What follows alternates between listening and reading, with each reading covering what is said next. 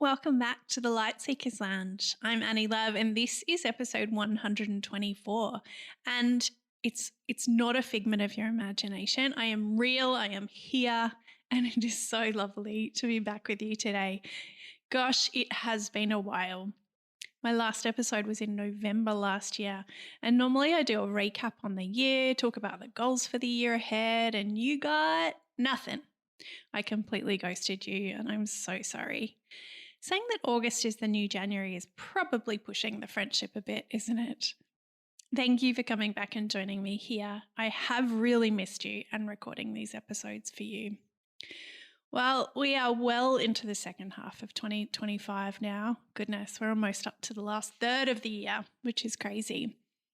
And what a year it has been so far. I have this vision of an animated calendar with each month's page flying off each second. And honestly, that's how quickly this year seems to be going. I think that's actually why it's been so long since I recorded an episode. Not because anything particularly dramatic has happened, but because this year it has felt so easy to get caught up in the busyness of life and wonder where the months have gone. How has 2025 been feeling for you so far? I don't really even know how to describe it. For me and my little family personally, 2025 has been busy, okay, and I'm sure there have been plenty of lovely moments. But there is a lot going on in the world, isn't there? A lot of uncertainty, a lot of weirdness, political and economic instability, devastating conflicts, the rapid rise of AI, a lot of re-evaluation, and having to think about things and do things differently. Collectively, it has felt like a pretty tough year. I'm just not sure anyone feels like they're winning at life in 2025. I mean, if you are, then that is absolutely wonderful. But based on the conversations I'm part of and been listening to, it's just not the vibe I've been getting. And there's a certain permission in that, isn't there? Some sort of relief. I mean, not that we want everyone to be having a hard time of it, but sometimes we can feel as though we're out in the world, flying blind and so far behind everyone else. But honestly, I believe we are just all out there doing the best we can in this crazy world. So I don't want to sound like a Debbie Downer as I begin this podcast. That's not a way to start the new season, is it? But I just want to say that if you feel a bit like you're treading through quicksand this year, you are certainly not alone. In a way, that's why I'm back here on the podcast. It feels like a time where it's more important than ever to show up authentically, to use our words for good in the world, to be creative and to find joy, to be intentional. So here I am, and I'd love you to come on this journey with me, whatever that looks like. Now, this first episode back will probably be a little bit random, but I'm running with progress over perfection. Otherwise, it'll be another 9 months before I get an episode out. So let's dive in.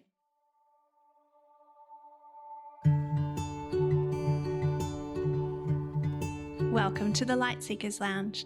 I'm Annie Love, a coach, mum to all boys, and your host for soulful conversations about building a life and a business that feel good from the inside out. Here we talk about mindset, money, and what it means to keep seeking the light and finding joy, even when life or business feels hard. So sit back and settle in. I am so glad you're here. Before I launch into this episode and kick off season 7 of the podcast, I just want to begin with a little dedication. This very first episode for season 7 is dedicated to my beautiful friend, Karen Garner Hamilton, who died suddenly in her sleep in April of this year, just months before her 48th birthday. Karen and I met towards the end of 2020 through the beautiful Lisa Kordoff when we were both working within one of Lisa's programs. Karen was the kind of friend who would leave me little voice notes to say how much she loved a podcast episode I'd recorded and what she'd learnt from the episode. She was a connector and ended up introducing me to beautiful new friends as well as work opportunities. We'd chat through the DMs and compare streaks on Duolingo and Wordle. When we gathered in Tasmania in April to celebrate Karen's life alongside her family and friends, it was very clear from the many stories that Karen had absolutely made the most of her 47 years on this earth. There were so many amazing adventures she'd enjoyed with her family just because she'd decided to make them happen. I'm grateful that a group of us who'd known Karen in her online work life were able to spend a few days together, telling stories, celebrating Karen, and connecting with each other.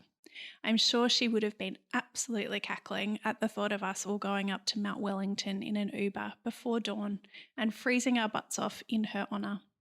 There was so much fog we couldn't actually see the sunrise, but it was totally worth it.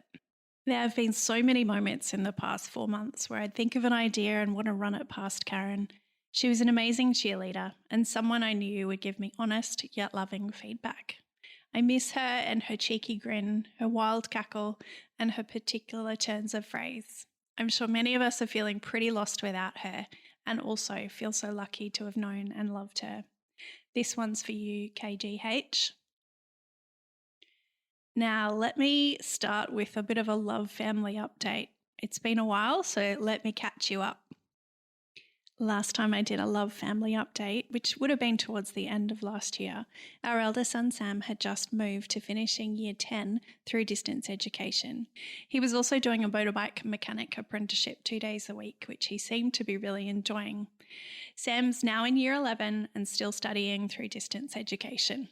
Unfortunately, he was laid off from the apprenticeship in January as the business really needed someone full-time, so they asked him to come back once he's finished grade 12. While I was a bit sad about that at the time, in fact, I was very sad. He coped with it much better than I did. I think it has all worked out for the best. Sam decided not to find another apprenticeship and instead started doing a TAFE at school, Certificate 3 in fitness, 1 day per week. He seems to really love it and it gives him time with other kids his age. He also has a casual job in a pool services business, so he's living his best life doing a variety of things across the week. Sam has recently turned 17 and now has a driver's license, so it's been really great for him to have a little bit more independence and for me to do a little bit less driving. He's been really great at helping out with transporting Charlie too, and I feel like we've entered a new phase of family life. Charlie is in year 9 now and living his best musical life. Honestly, it blows me away to think about how much has changed for him in the past 12 months, simply because he continues to challenge himself and embrace new opportunities. Last month, he was among 11 teenagers chosen to perform at the Wonderstruck Festival, run by Brisbane's Gallery of Modern Art.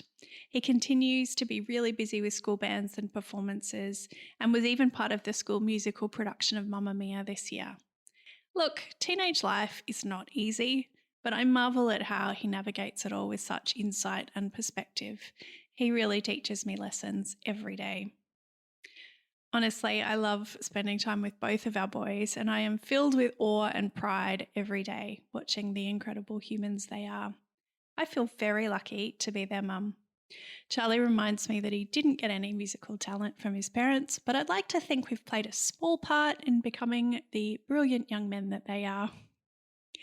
Ben, my husband, is keeping busy between running our IT business and is the current president of the Queensland chapter of Entrepreneurs Organisation.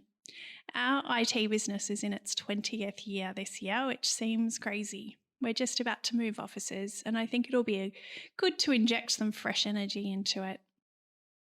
We have been married for 22 years this year, which also seems a bit crazy.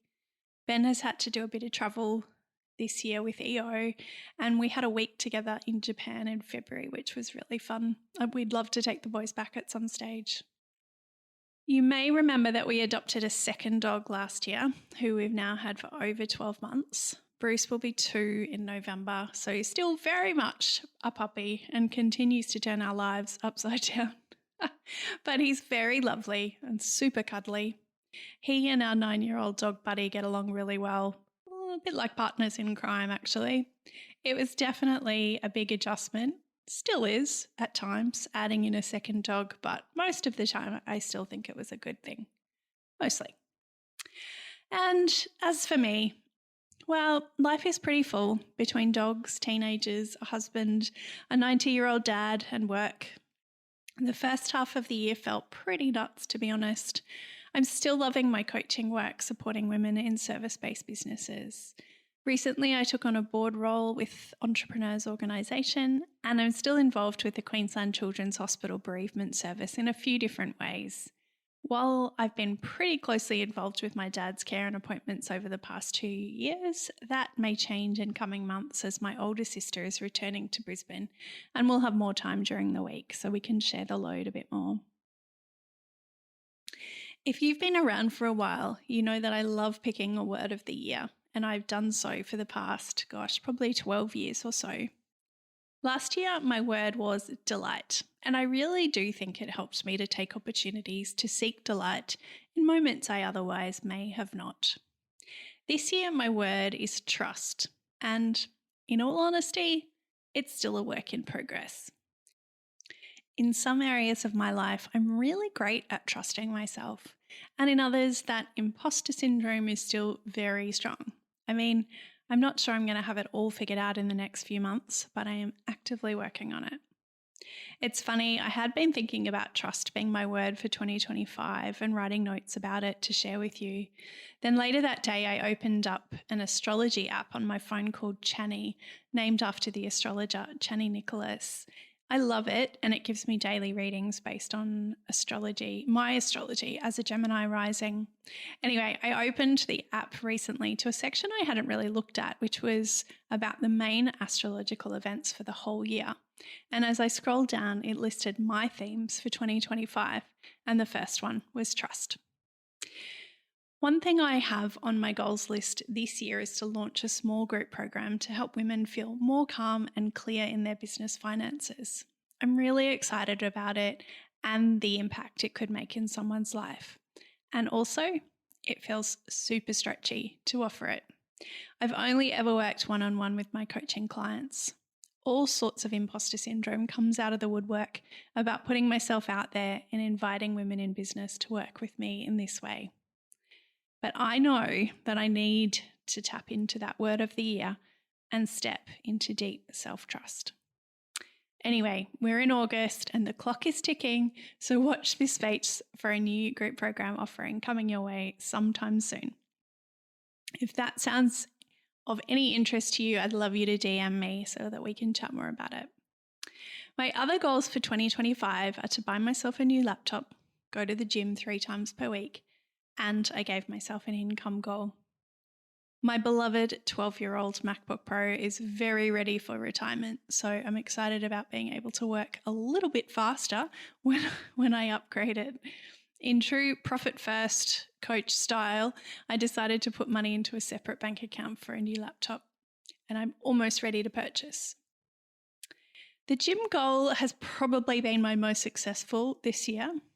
With all the discussions on perimenopause and the importance of weights training for women of my era, I had been talking about joining a gym for probably a good 12 months prior to making it happen.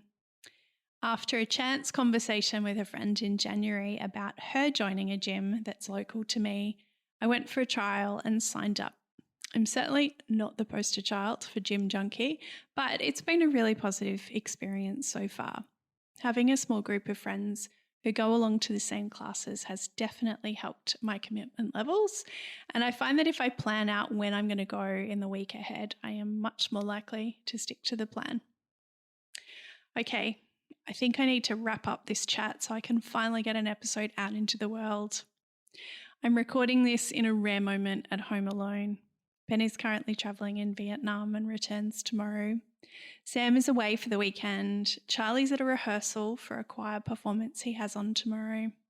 The dogs are both sleeping soundly at my feet, so I definitely should take advantage of the silence while it lasts. Soon I'll have 2 nieces over for a sleepover, and my musical genius will be home, and no doubt the house will be filled with noise and laughter and music once more. Thank you for being here and for being patient with me while I was MIA. I appreciate you, and I'll chat to you again very soon. Thank you so much for being here in the Light Seekers Lounge with me today.